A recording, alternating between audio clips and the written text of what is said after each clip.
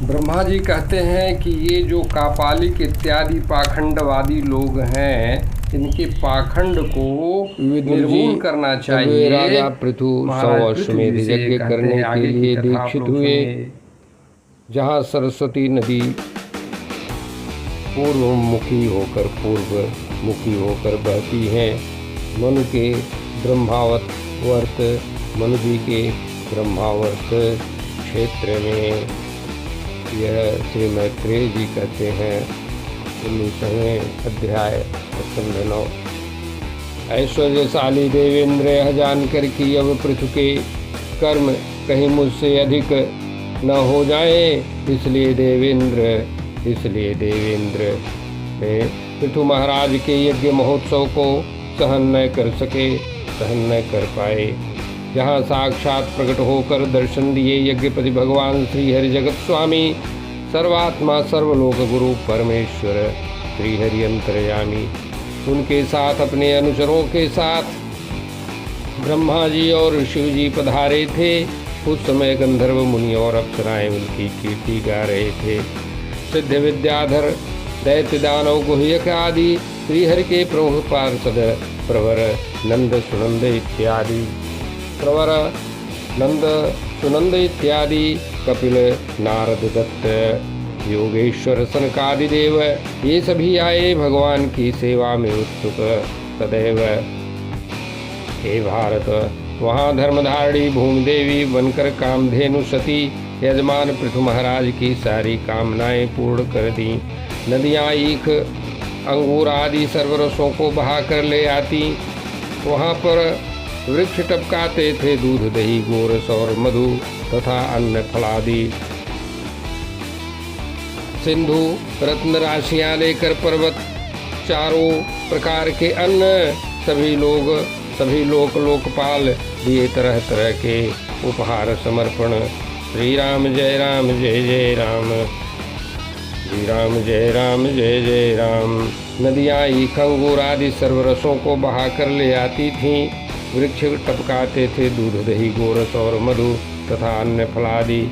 सिंधु रत्नराशि लेकर आए। पर्वत चारों प्रकार के अन्न सभी लोकपाल किए तरह तरह के दिए उपहार तरह तरह के उपहार समर्पण। पृथु महाराज भगवान श्री हरि को एकमात्र प्रभु मानते थे। उनका परम उत्कर्ष हुआ, प्रतिष्ठा बढ़ी। ऐश्वर्यशाली इंद्रदेव को यह सहन नहीं। उन्होंने यज्ञ में विघ्न डालने की इच्छा करी। यज्ञपति श्री हरि की आराधना करते हुए जब यजमान पहुँचे अपने चरमावस्था पर, तब पृथु महाराज के यज्ञ अश्व को देवेंद्र चुरा ले गए। उनसे स्पर्धा कर देवेंद्र अधर्म में धर्म प्रतीत होने वाला पाखंड करके साधु जैसा वे वेश धरे थे। देवेंद्र को त्वरितगति से भागते हुए अत्रि भगवान देख लिए थे। अत्रि मुनि ने महारथी पृथु को बताया कि उसे मार डालो, उसने चुराया है घोड़ा। तब पृथुपुत्र क्रोधित होकर ठारो ठारो कहते हुए देवेंद्र के पीछे दौड़ा। उनका इस प्रकार रूप देखकर मानो धर्म शरीर धरकर प्रत्यक्ष हो। सिर पर जटाजूट और शरीर पर भस्म लेपन किए थे, अतः तीर न मारा उनको। जब पृथुपुत्र बिना वार करे लौट आया, तब अत्रि महोदय ने पृथुपुत्र को समझाया, हे प्रिय पुत्र, यह देवाधम इंद्र है, इसे मार डालो, इसने यज्ञ में विघ्न उपजाया। यह सुनकर वैन्य सुत क्रोध में भरकर देवेंद्र पर झपटा। ऐसे सीता जी को ले जाते हुए देखकर रावण पर जटायु झपटे थे। जैसे देवेंद्र उस अश्व को और उस रूप को त्याग कर अंतर ध्यान हो गए। वीर पृथु अपने पशु को लेकर पिता के यज्ञ स्थान पर आ गए। हे विदुर जी, महर्षियों ने पृथुपुत्र के इस अद्भुत कर्म को देखकर उस वीर पुत्र का नाम विजिताश्व धरे प्रसन्न होकर अब देवेंद्र ने वहाँ घनघोर अंधकार भर दिया। खाल और यूप में बंधे हुए घोड़े को पुनः सोने के जंजीर समेत हर लिया। अत्रि महोदय ने पुनः दिखाया, त्वरितगति से जाते दिखे। वीर विजिताश्व ने उनके मार्ग में बाधा नहीं डाली। विवेक पाल एवं खड्ग लिए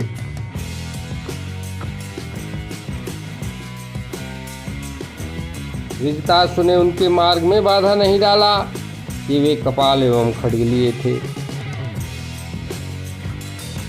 तब अत्रि पुत्र की प्रेरणा तब अत्रि मुनि की प्रेरणा से पुत्र विजिताश्व इंद्र पर शर संधान किए। तब तक देवेंद्र वह रूप और वह अश्व को वहीं छोड़कर अंतर ध्यान हुए। वीर विजिताश्व अश्व लेकर पिता के यज्ञ में आ गए। तब से दुर्बल ज्ञान वाले लोग इंद्र का वह निंदित रूप अपना लिए। तब से दुर्बल ज्ञान वाले लोग इंद्र का वह निंदित रूप अपना लिए। श्री राम जय राम जय जय राम, श्री राम जय राम जय जय राम। यहाँ पर एक बहुत छोटी सी टिप्पणी कर देना अनिवार्य लग रहा है, क्योंकि भागवतकार श्री भगवान वेद व्यास जी का क्या तात्पर्य है कि इंद्र एक बार वैष्णव भक्त वैष्णव का वेश साधु वेश धर के भागे और वह रूप छोड़ दिए उसको, और बाद में दूसरी बार शैव रूप वैरागी बनकर अब रूप धरकर अश्व लेके भागे और दौड़ाने पर जब जाने की हार जाएंगे तो वो रूप त्याग दिए। और कह रहे हैं भागवतकार कि वह रूप तब से कमज़ोर जो लोग होते हैं उन्होंने अपना लिया। इसका तात्पर्य क्या है उनके कहने का, यह विद्वान लोग अवश्य ध्यान देंगे। श्री राम जय राम जय जय राम, श्री राम जय राम जय जय राम। श्लोक संख्या 23 से निवेदन। घोड़े को चुराने की इच्छा से इंद्रदेव ने जो रूप धरा वे पाप के खंड यानी चिन्ह हैं। उन स्वेच्छयावेशों का नाम पाखंड पड़ा। उन स्वेच्छयावेशों का नाम पाखंड पड़ा। पापखंड यानी पाखंड। पृथु महाराज के यज्ञ का विध्वंस करने के लिए इंद्र द्वारा उक्त प्रकार है हरते समय जो वेश उन्होंने ग्रहण किया और त्यागा, बुद्धिमान लोग उसे पाखंड कहते हैं। बुद्धिमान लोग उसे पाखंड कहते हैं, पाप का खंड। नग्न, रक्तांबर, कापालिक आदि पाखंडाचार धर्म नहीं है यह उपधर्म। लोग उनके विचित्र रूपों और युक्तियों से प्रायः भ्रम में पड़ते हैं, कर सकते हैं कुकर्म। स्वनाम धन्य पराक्रमी भगवान पृथु इंद्रदेव का कृत्य जान लिए देवेंद्र पर कुपित होकर अपना धनुष उठाए, बाण संधान किए। तब ऋत्विजों ने असह्य पराक्रमी पृथु महाराज को इंद्रदेव के वध के लिए उद्यत देखकर ऐसा करने से रोका उन्हें, यह कहकर उनको कि यहाँ अन्य किसी प्राणी का वध उचित नहीं है। हे मतिमानवर, हे राजन, आप सुयश से ईर्ष्या कर निस्तेज हुआ, आपके सुयश से ईर्ष्या करके निस्तेज हुआ आपका शत्रु विघ्न डालता है आकर। अब अमोघ मंत्रों द्वारा उसका यही आवाहन कर लेते हैं और दिव्य मंत्रों द्वारा बलपूर्वक अग्नि में हवन कर देते हैं। हे विदुर जी, यजमान से इस प्रकार सलाह करके इंद्र पर कोप गए। सुरवा और आहुति डालने ही वाले थी कि ब्रह्मा जी वहाँ आकर उन्हें रोक दिए। बोले कि ये बोले कि हे याजकों, याजकगण माने यज्ञकर्तागण, याजकों, इंद्र आप लोगों द्वारा वध योग्य नहीं है। ये यज्ञ स्वरूप भगवान के तन हैं और आप लोग यज्ञ द्वारा जिन इष्ट देवों की उपासना कर रहे हैं वे देवेंद्र के तन हैं। हे विप्रो, देखो राजा के इस यज्ञ में विघ्न डालने हेतु वे पाखंड करे। क्या आप लोग चाहते हैं कि कुछ ऐसा हो जिससे पाप और बढ़े? परम पवित्र कीर्ति महाराज के एकोनशत यज्ञ ही रहने दो।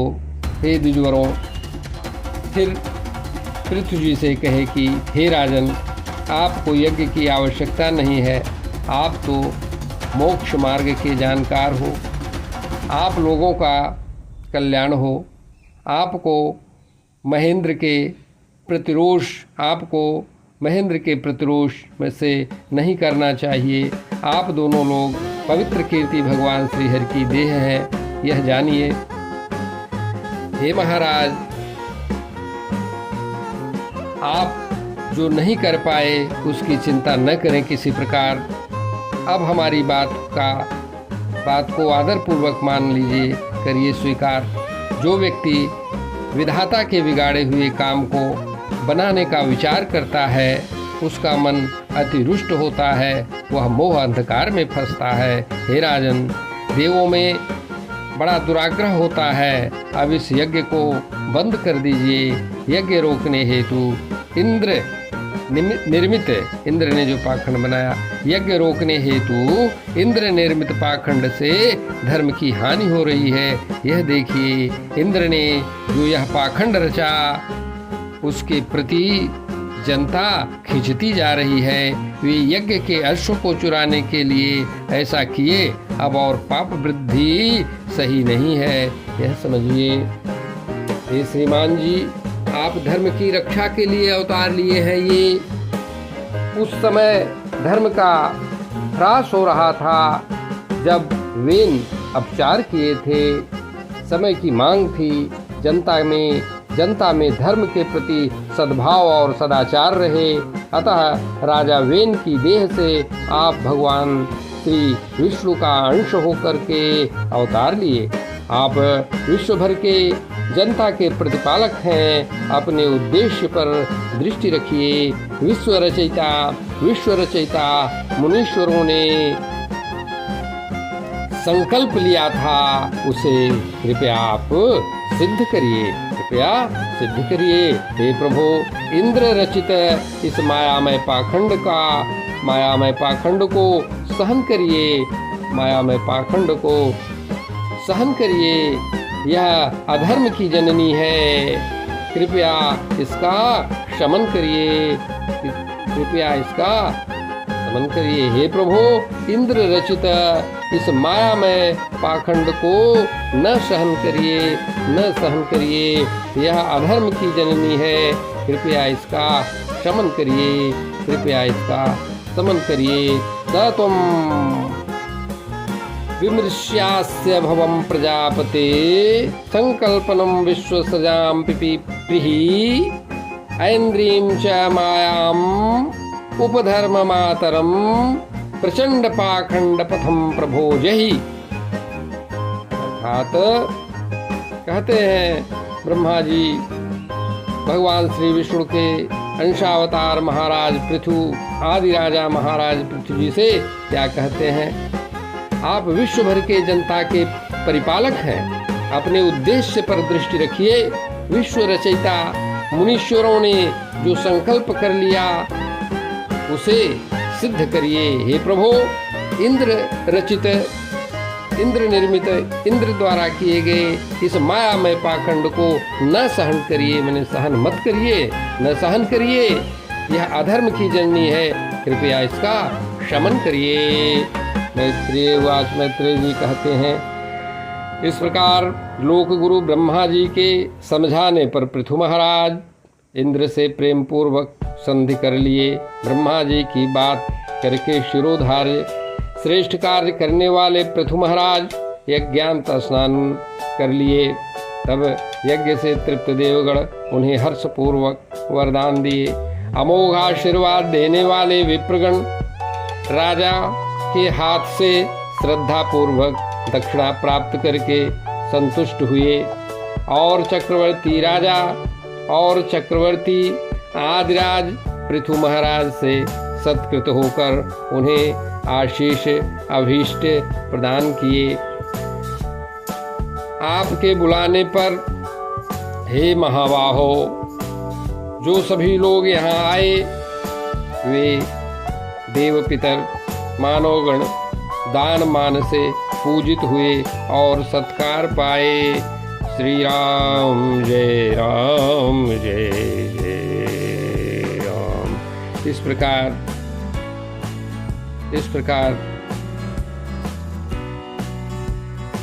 19वां अध्याय स्कंध 4 श्रीमद् भागवत का यहाँ पे संपन्न हुआ। श्री कृष्ण समर्पणमस्तु। हरि ओम।